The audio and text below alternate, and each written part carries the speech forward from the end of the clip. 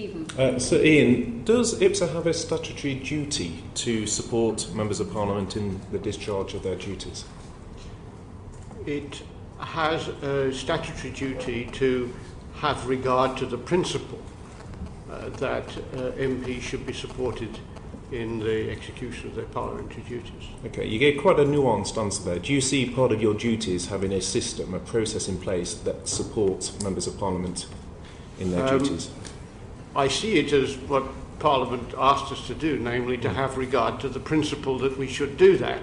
One of the very difficult questions that one has to wrestle with is who defines what is the appropriate level of support.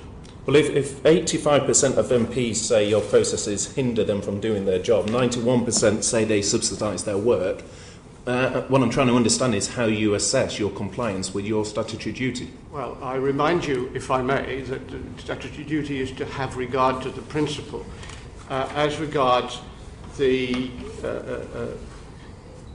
notion of how we do have regard to that. Well, you have regard in part, you mentioned it earlier, you answered this question in part by, in essence, saying the key test, the first test you went to was the public perception.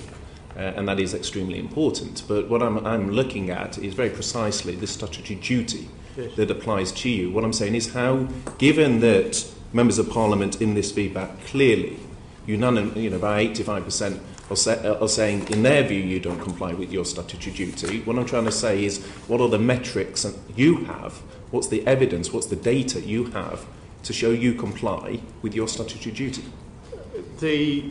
We're a regulatory body, not merely a provider of services.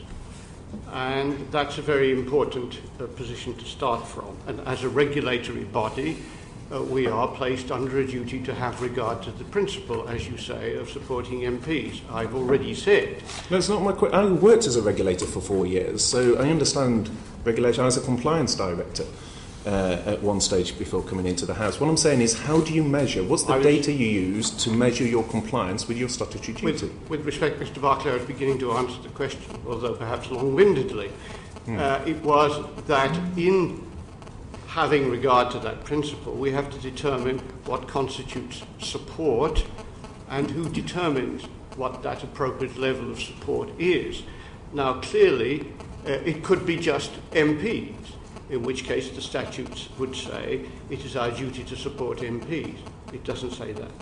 As a regulator, it must be our duty to have regard to that principle by reference to the public interest.